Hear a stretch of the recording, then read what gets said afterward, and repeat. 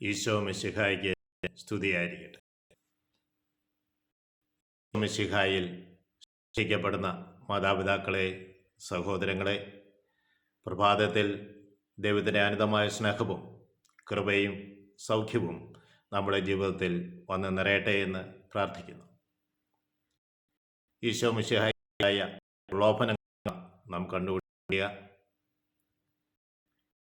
വിശുദ്ധ വിശേഷം 4-ാം അധ്യായം 8-ാം തിരുവചനത്തിൽ വീണ്ടും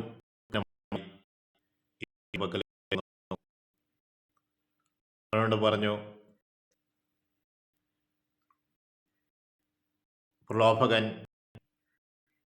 ഈശോയെ ഒരു ഉയർന്ന മലയിലേക്ക് കൊണ്ടുപോയി. ഉയർന്ന മലയിലേക്ക് കൊണ്ടുപോയി ലോകത്തിലുള്ള എല്ലാ രാജ്യങ്ങളും മഹത്വവും കാണിച്ചു കൊടുത്തു. എന്നിട്ട് പറഞ്ഞു,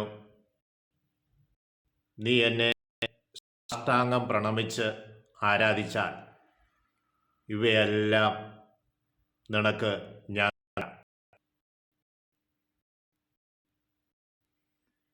ഓർക്കണമേ, സാത്താനെ രണ്ട് വിജയിച്ച ആദ്യമായത് ശരീരത്തെക്കുറിച്ചുള്ളതായിരുന്നു.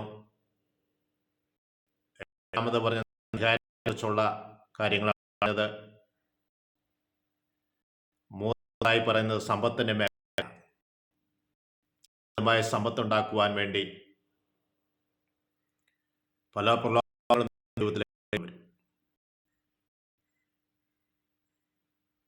അതാണ് പറഞ്ഞത്, അവൻ ഈശോയുടെ ഉയർന്ന മലയിലേക്ക് കൊണ്ടുപോയി. ലോകത്തിലുള്ള പല രാജ്യങ്ങളും ഇവിടെ മഹത്വവും അവന് കൊടുത്തു. എന്നിട്ട് പറഞ്ഞു, നീ എന്നെ സാഷ്ടാംഗം പ്രണമിച്ച് ആരാധിച്ചാൽ ഇവയെല്ലാം നിനക്ക് ഞാൻ നൽകും. ഈശോ പറഞ്ഞു, സാത്താനെ ദൂരെ പോവുക. എന്തെന്നാൽ നിന്റെ ദൈവമായ കർത്താവിനെ മാത്രമേ ആരാധിക്കാവൂ എന്ന് എഴുതപ്പെട്ടിരിക്കുന്നു. Praise the Lord. സാത്താനെ ദൂരെ പോവുക, നിന്റെ ദൈവമായ കർത്താവിനെ ആരാധിക്കണം എന്ന് എഴുതപ്പെട്ടിരിക്കുന്നു.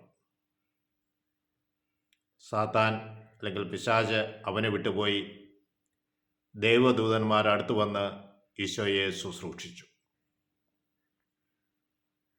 പ്രലോഭനങ്ങൾ തിരിച്ചറിയുക വളരെ പ്രയാസമാണ്. നന്മയിൽ പൊതിഞ്ഞാണ് പല പ്രലോഭനങ്ങളും നമ്മുടെ ജീവിതത്തിലേക്ക് കടന്നു വരിക. ഈശോയിൽ ദൈവവചനം സമർത്ഥമായി ഉണ്ടായിരുന്നതുകൊണ്ട് ഈശോ പറഞ്ഞ വാക്ക് നിയമാവർത്തന പുസ്തകം 6-ാം അധ്യായം 13-ാം തിരുവചനമാണ്. നിന്റെ ദൈവമായ നീ ദൈവത്തെ ഭയപ്പെടുകയും അവിടുത്തെ ആരാധിക്കുകയും ചെയ്യണം.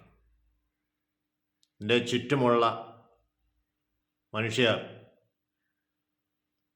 വിജാതീയ ദൈവങ്ങളെ ആരാധിക്കുന്നത് പോലെ നീ ആരാധിക്കരുത്. മറ്റുള്ളവർ മനുഷ്യർ മറ്റു പലതിനെയും ആരാധിക്കുമ്പോൾ നിനക്ക് സത്യദൈവത്തെ മാത്രമേ ആരാധിക്കാൻ സാധിക്കൂ. അവർ സേവിക്കുന്നത് പോലെ, അവരുടെ ദൈവങ്ങളെ സേവിക്കുന്നത് പോലെ ആ ദൈവത്തെ നീ സേവിക്കാൻ പോകരുത്. Praise the Lord. ദൈവത്തെ മാത്രമേ ആരാധിക്കാവൂ എന്ന് എഴുതപ്പെട്ടിരിക്കുന്നു. നമ്മുടെ ജീവിതത്തിലും ദൈവത്തിന് മാത്രമായിരിക്കണം ആരാധന. വിശുദ്ധർക്ക് പോലും നമ്മൾ ആരാധന നൽകുന്നില്ല. ദൈവകുമാരൻ്റെ, ദൈവം തന്നെയായ പുത്രനായ മിശിഹായുടെ അമ്മയായ മറിയത്തിന് പോലും നമ്മൾ ആരാധന നൽകുന്നില്ല. ആരാധന പ്രത്യേക ദൈവത്തിന് മാത്രമാണ്. പിതാവ്, പുത്രൻ, പരിശുദ്ധാത്മാവിന് മാത്രമാണ് നമ്മൾ ആരാധന അർപ്പിക്കുക. പുറപ്പാട് പുസ്തകത്തിലൂടെ മോശയുടെ ദൈവം പറഞ്ഞതും, നീ ചെന്ന് ഫർവോയോട് പറയുക, എന്നെ ആരാധിക്കാനായി എൻ്റെ ജനത്തെ വിട്ടുതരിക എന്നാണ്. അപ്പോൾ ദൈവത്താൽ തിരഞ്ഞെടുക്കപ്പെട്ട ജനത്തിൻ്റെ അവകാശവും അതുപോലെ തന്നെ അധികാരവും ആണ് ദൈവത്തെ ആരാധിക്കുക എന്നുള്ളത്. എൻ്റെ അപ്പനെ ആരാധിക്കുക എന്നുള്ളത് എൻ്റെ അവകാശമാണ്, മകനെന്ന നിലയിൽ എൻ്റെ അധികാരമാണ്. സ്നേഹമുള്ളവരെ, നമ്മൾക്ക് ദൈവത്തെ ആരാധിച്ച് സാത്താൻ്റെ പ്രലോഭനങ്ങൾ നമ്മുടെ ജീവിതത്തിൽ ഉണ്ടാകുമ്പോൾ അവയെല്ലാം മാറ്റി നിർത്തി സാത്താനെ ദൂരെ പോവുക എന്ന് നമ്മൾക്ക് ഏറ്റുപറയുവാനുള്ള ധൈര്യം ലഭിക്കുവാൻ വേണ്ടി നമ്മൾക്ക് ദൈവത്തോട് പ്രാർത്ഥിക്കാം. പരിശുദ്ധാത്മാവേ, ഞങ്ങളെ സഹായിക്കണമേ. പരിശുദ്ധ അമ്മേ, ആശ്രയമാതാവേ, ഞങ്ങൾക്ക് വേണ്ടി നിരന്തരം മധ്യസ്ഥം വഹിക്കണമേ. ഈ നോമ്പുകാലം, ഈ വിശുദ്ധ നോമ്പുകാലം ഫലദായകമായി തീരുവാൻ പ്രലോഭനങ്ങളിൽ നിന്ന് അകന്നു നിന്നുകൊണ്ട് പറ്റുന്ന നന്മകൾ ചെയ്ത് മുന്നേറുവാനുള്ള കരുത്ത് ഞങ്ങൾക്ക് ലഭിക്കാൻ ഇടവരുത്തണമെന്ന് പ്രാർത്ഥിക്കുന്നു. പിതാവിനും പുത്രനും പരിശുദ്ധാത്മാവിനും സ്തുതി. ഈശോ മിശിഹായ്ക്ക് സ്തുതിയായിരിക്കും.